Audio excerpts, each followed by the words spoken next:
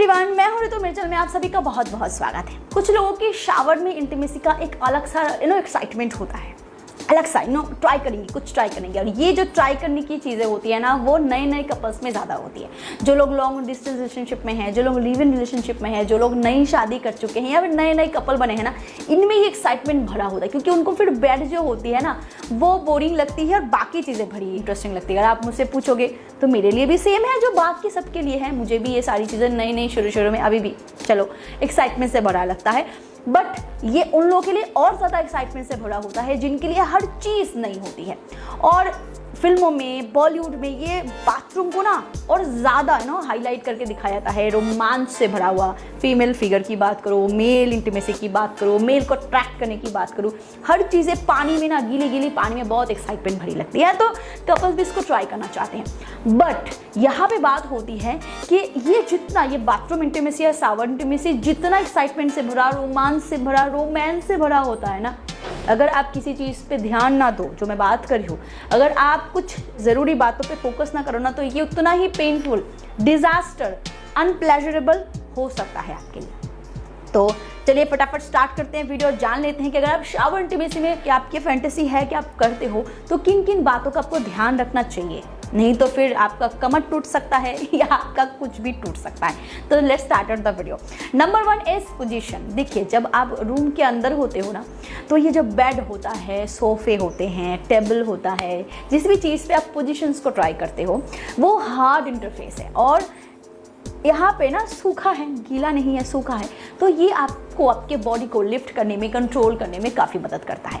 जहाँ पे यही इंटरफेस अगर आपको बाथरूम में भी मिले ना, तो वो स्लिपरी होता है और पानी के नीचे होता है, गीला गीला होता है, जिस वजह से आप उतना कंफर्टेबल नहीं फील कर पाते, पोजीशंस को इतनी फ्रीक्वेंट बेस पे नहीं कर पाती, चेंज नहीं कर पाते। और स्पेशली अगर आप टब के अंदर हो, टब से बाहर हो, नीचे इंटरफेस पे भी हो ना, तब भी आपको काफ़ी अनकंफर्टेबल फील हो सकती है इंसर्शन में स्पेशली। तो मेरी अगर पर्सनली आप सलाह मानो ना, जिनका बाथरूम जो है वो रूम से अटैच्ड है, अटैच्ड भी ना हो, अगर आपका थोड़ा डिस्टेंस में, ऊपर अगर आप अकेले रहते हो, कोई और डिस्टर्ब करने वाला नहीं है ना, यानी कि कोई आपको देख नहीं लेगा, ऐसा कोई पर्सनल आप फ्लैट पे रहते हो, तो मेरी पर्सनल सलाह है कि बाथरूम इंटीमेसी को सिर्फ जो हमारी इंटीमेसी है, इंटीमेसी टोटल, वो इंटरकोर्स और आउटर कोर्स में दोनों पोजीशन में डिवाइडेड होती है। इंटरकोर्स हम सभी जानते हैं जो इंसर्शन प्रोसेस है। आउटर कोर्स जो होता है ना, वो है फोर प्ले। आप फोर प्ले को बाथरूम में लेके जाओ, वहाँ पे आप एक दूसरे को राउस करो, टच करो, आप एक दूसरे को लिक करो, आप एक दूसरे को उस सारी चीज़ करो जो टचिंग फैक्टर से हो सकता है। एक दूसरे को उस लेवल पे अराउज करो बाथरूम में। उसके लिए आप टब का इस्तेमाल कर सकते हो, एक दूसरे को इस्तेमाल कर सकते हो, आप पानी के नीचे, शावर के नीचे एक दूसरे को अराउज कर सकते हो। वो सारी चीज़ें आप बाथरूम में करो। बट जब इंसर्शन प्रोसेस का वक्त आए, अगर आपको लगे कि yes this is the high time कि आप इंसर्ट करना चाहते हो, तो उसको आप अपने बेडरूम में स्विच करो। इससे दोनों पोजीशन पे आपको फुल्ली कंफर्ट मिलेगा, यानी कि वहाँ पे भी आप कंफर्टेबल हो, आपको सारी चीज़ें बड़ी यूनिक सी, रोमांस से भरी लगेगी। और जो क्लाइमैक्स मोमेंट है, उसको अगर आप बेड पे स्विच करते हो, तो वहाँ पे भी आपको एक्सट्रीम बेस पे, 100% बेस पे प्लेजर मिलेगा। तो इन चीज़ों का ध्यान रखना। ये है ड्राइनेस की। अब देखिए, जब हम अराउज होते हैं ना, तो हमारी बॉडी से कुछ चिपचिपा सा पानी निकलता है, विच इज़ कॉल्ड लुब्रिकेंट। वो लड़कों के बॉडी से भी निकलता है, लड़कियों के बॉडी से भी निकलता है। पर जब आप शावर के नीचे होते हो या पानी के अंदर होते हो, या नॉर्मली आप पानी में होते हो ना, तो वो पानी में तो धुल जाता है। तो इंसर्ट अगर आप करना चाहो स्पेशली, या फिर आप फिंगरिंग करना चाहो, या फिर आप खुद सेल्फ स्टिमुलेट करना चाहो, या आपका पार्टनर भी चाहे, ओरल परफॉर्मेंस, कुछ भी केस में, तो वो पॉसिबल नहीं होता, क्योंकि फिर वो स्लिपरी नहीं होता और इससे दिक्कत होती है। तो आप उस केस में स्पेशली अगर आप नहाने के बाद भी अगर आप बेडरूम में आते हो इंसर्ट करने के लिए, तो उस केस में आप आर्टिफिशियल ल्यूब का इस्तेमाल करो। अगर आप बाथरूम में हो, उस केस में आप जेल बेस्ड लुब्रिकेंट का इस्तेमाल कर सकते हो, कि फिर पानी में धुल जाता है वाटर बेस्ड, तो आप वहाँ जेल बेस्ड करो। अगर आप बेडरूम में स्विच करते हो अपने इंसर्शन प्रोसेस को, तो उस केस में आप वाटर बेस्ड लुब्रिकेंट का इस्तेमाल कर सकते हो, क्योंकि उस वक्त आप पानी के नीचे नहीं हो।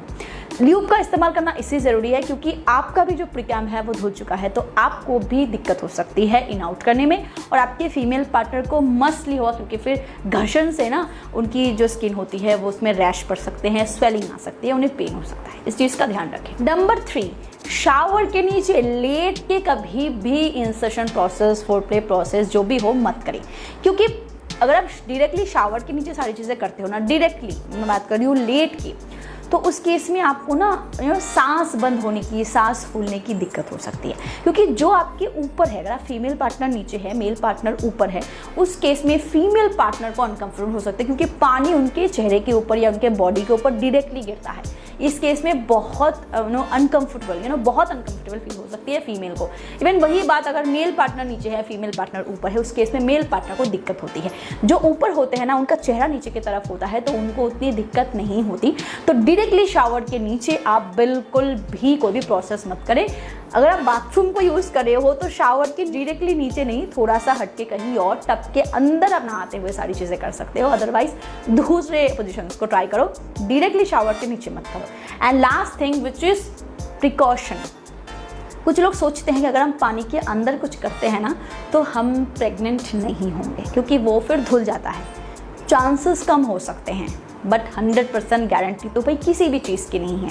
तो अगर आप बाथरूम में शावर के नीचे भी इंसर्ट कर रहे हो, तो अगर डिस्चार्ज हो जाता है अंदर, तो वो पानी से नहीं धुलता है। बाहर की चीज़ें धुल सकती है, अंदर की नहीं धुल सकती, कितना भी सेफ डेज पे आप कर रहे हो।